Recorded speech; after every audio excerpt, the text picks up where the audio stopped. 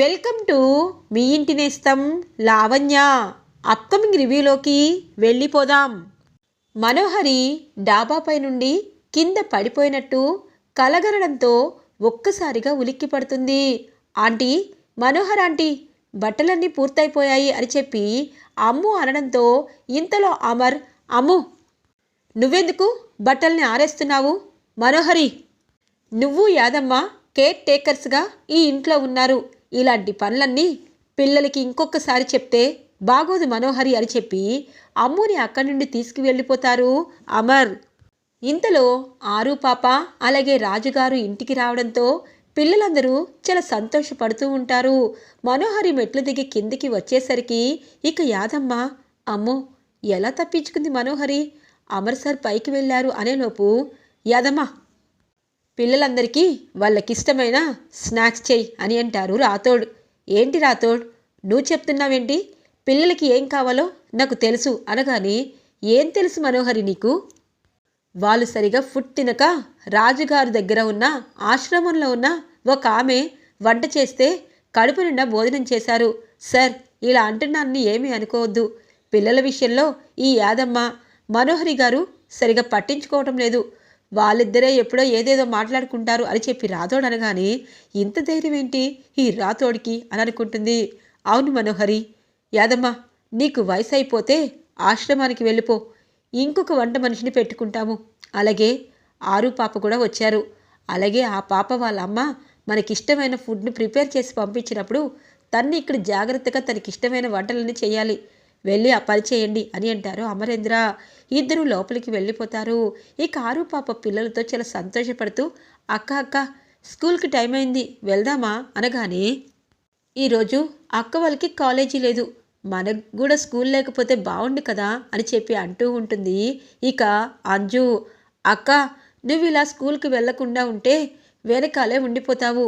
నీతో పాటు ఉన్న వాళ్ళు ముందు క్లాసులకి వెళ్ళిపోయారు కదా, నువ్వెందుకు ఇలా వెనకే ఉన్నావు అనగానే, అయ్యో ఆరు పాప, నీకో విషయం తెలుసా? మా మిస్సమ్మ ఉన్నప్పుడు మాకు ముందుగానే ఏమేమి ఎలా ప్రిపేర్ చేయాలి, ఏ టైంకి ఎలా చదవాలని చెప్పి చాలా క్లియర్గా చెప్పేది.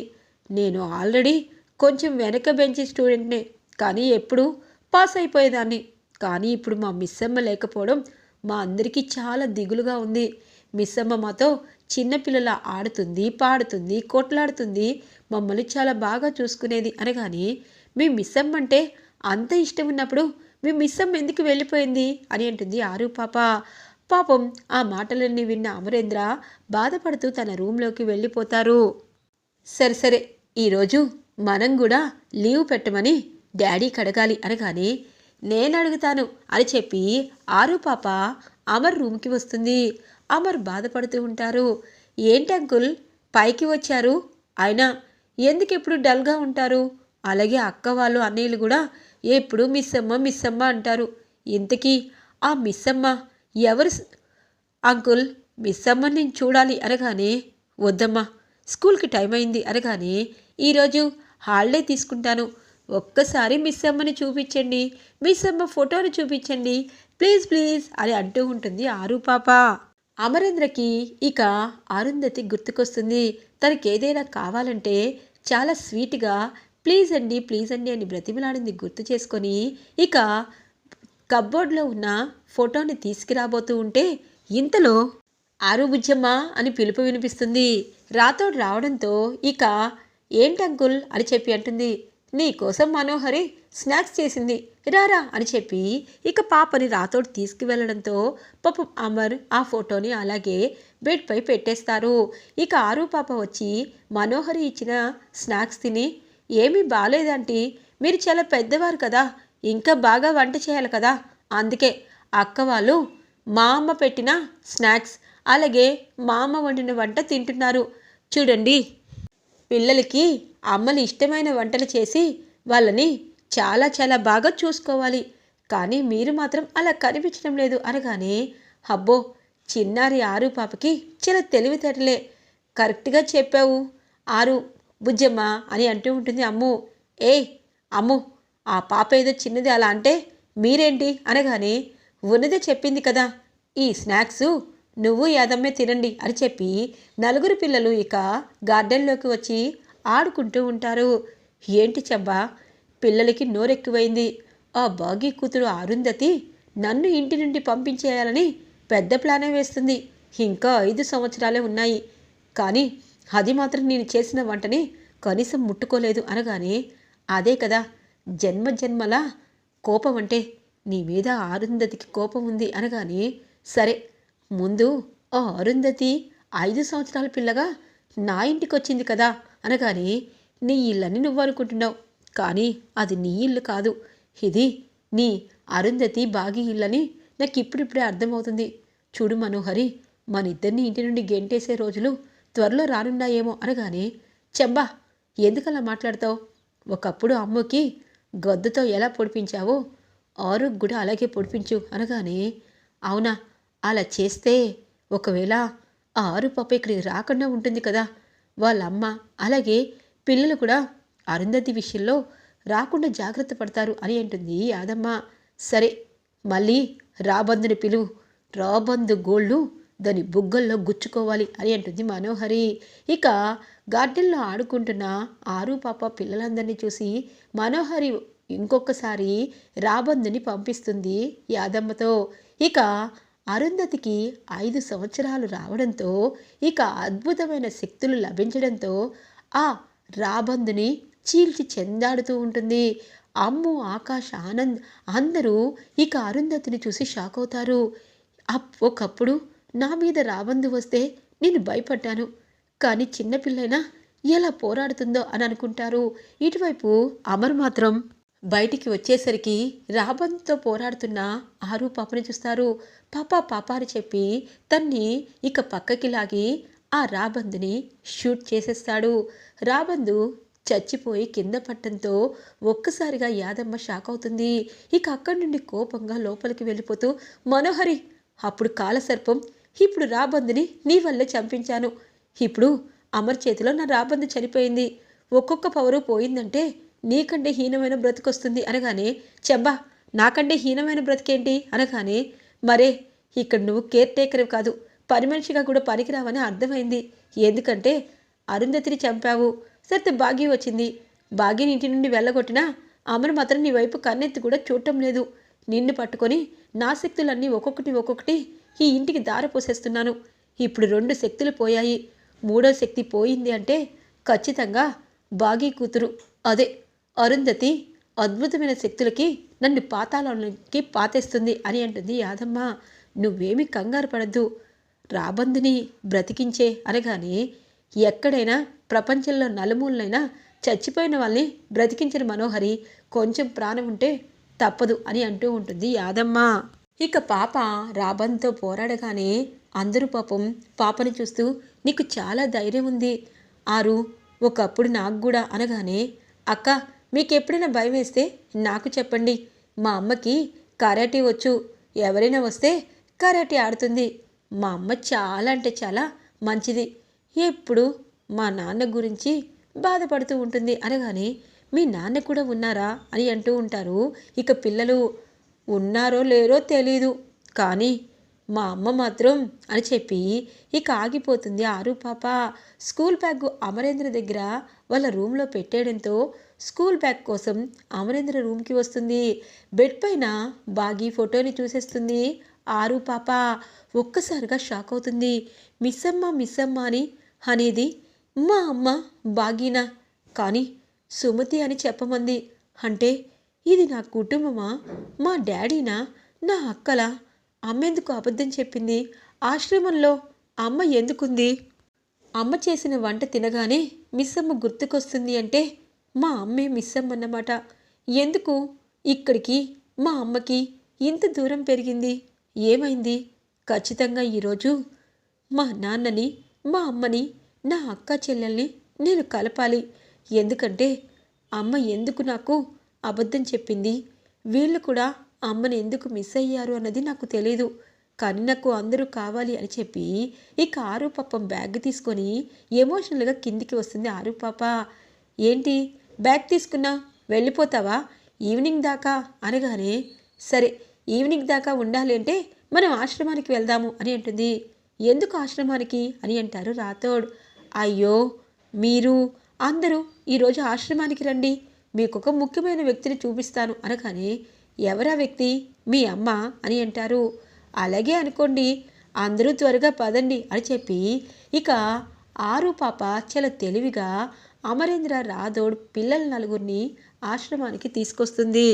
ఇది ఇలా ఉండగా రాజుగారు బాగీత అంటూ ఉంటారు, అమ్మ అమ్మ అరు పాపని వాళ్ళు చాలా బాగా చూసుకుంటున్నారు, నువ్వేమీ టెన్షన్ పడకు అనగానే, ఏమో తన వాళ్ళకి తను దగ్గరైందని సంతోషంగా ఉంది, అమ్ముకి ఏదైనా అవుతుందేమోనని భయంగా ఉంది అనగానే, చూడమ్మా అమ్ముకి ఏమీ అవదు, ఆ మనోహరి ఇకపై అలాంటి ప్లాన్లు వేయకుండా చూసుకుందాం అని చెప్పి అంటూ ఉంటారు.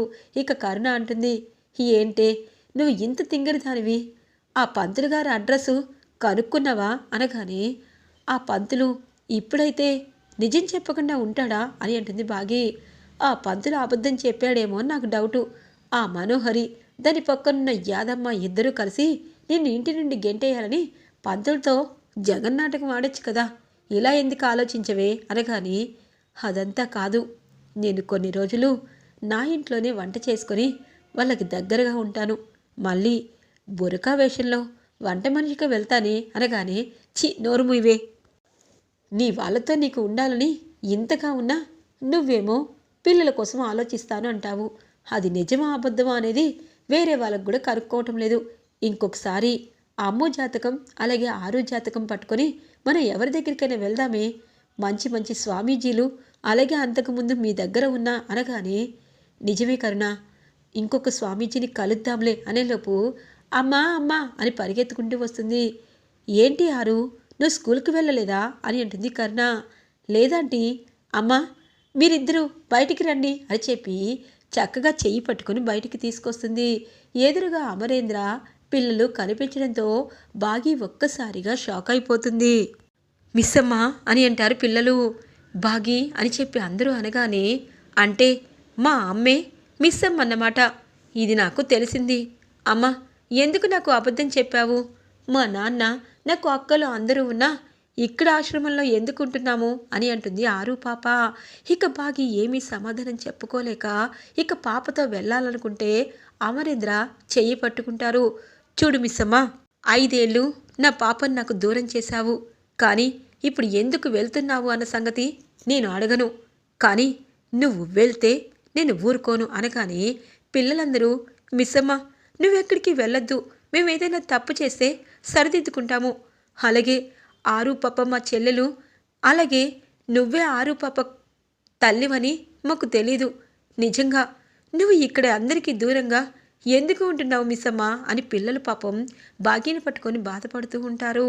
ఈ ఆరు పాప అంటుంది, అమ్మ వీళ్ళందరూ మన కుటుంబం, మనం ఆశ్రమంలో ఉండడం నాకు నచ్చటం లేదు, మనం వెళ్దాం పదమ్మా అనగానే, బాగి వెళ్ళవే, అమర్సత్తో వెళ్ళు అనగానే, ఏంటి కరుణ, బాగి ఇక్కడుందని తెలుసు కూడా మాకెందుకు నిజం చెప్పడం లేదు అనగానే, హలో సార్, నాకు తెలీదు, ఆ రోజు ట్రాఫిక్ సిగ్నల్ దగ్గర నేను వీడియో పంపించాలనుకున్నాను, మీకు అలాగే వాళ్ళకి చెప్పొద్దనింది, ఏదో పంతులు గారు అమ్ము అలాగే ఈ పాప జాతకం విషయంలో తేడా ఉందని చెప్పి తింగరిది వెళ్ళిందంట అనగానే, ఏంటి బాగి ఏం మాట్లాడుతున్నావు అనగానే, మీరందరూ వెళ్ళి ఆడుకోండి అని అంటుంది బాగి.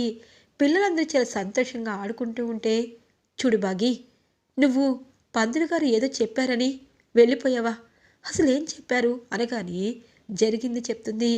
ఓ అవునా, అలా అయితే మనం ఎప్పుడు నమ్మిన స్వామీజీ దగ్గరికి ఇప్పుడే వెళ్దాము, రాజుగారు పిల్లల్ని జాగ్రత్తగా ఇంటికి తీసుకువెళ్ళండి, నేను బాగి వెళ్ళి అసలు జాతకాల నిజాలేంటనేది కనుక్కుంటాను, అప్పుడు ఈ బాగి లూజ్ అనేది టైట్ అవుతుంది అనగానే ఇక బాగి పాపం చూస్తూ ఉంటుంది అమాయకంగా అమరేంద్ర వైపు. ఇక బాగి అమరేంద్ర కరుణ వాళ్ళకు తెలిసిన స్వామీజీ దగ్గరికి వచ్చి అమ్ము పాప అలాగే ఆరు పాప జాతకాలని చూపిస్తారు. ఏంటమ్మా ఈ మహత్తరమైన జాతకాలు ఉన్నా వాళ్ళు చాలా ఎత్తుకెదుగుతారు, అమ్ము మీ ఇంటి ఇలవేలు పైన పెద్ద కూతురు, ఇప్పుడు చిన్న భార్య అయిన భాగ్యమతి కూతురు అరుంధతి, అంతే కదా, అంటే అరుంధతి మళ్ళీ తన చెల్లి కడుపులో పుట్టి పెద్ద అక్కకి సహాయం చేయబోతుంది అనగానే పంతులు గారు ఇంకొకసారి సరిగా చూడండి అని అంటుంది. చూడమ్మా, సరిగా చూడడం కాదు, వాళ్ళిద్దరూ పెద్దవారు చిన్నవారు, కుటుంబం మొత్తం కాపాడడం కోసమే తన పిల్లల్ని అర్ధ సారీ మధ్యలోనే పిల్లల్ని వదిలి ప్రాణాలు వదిలిన ఆ అరుంధతి మళ్ళీ తన పిల్లల్ని జాగ్రత్తగా చూసుకోవడం కోసమే నీ కడుపున పుట్టింది.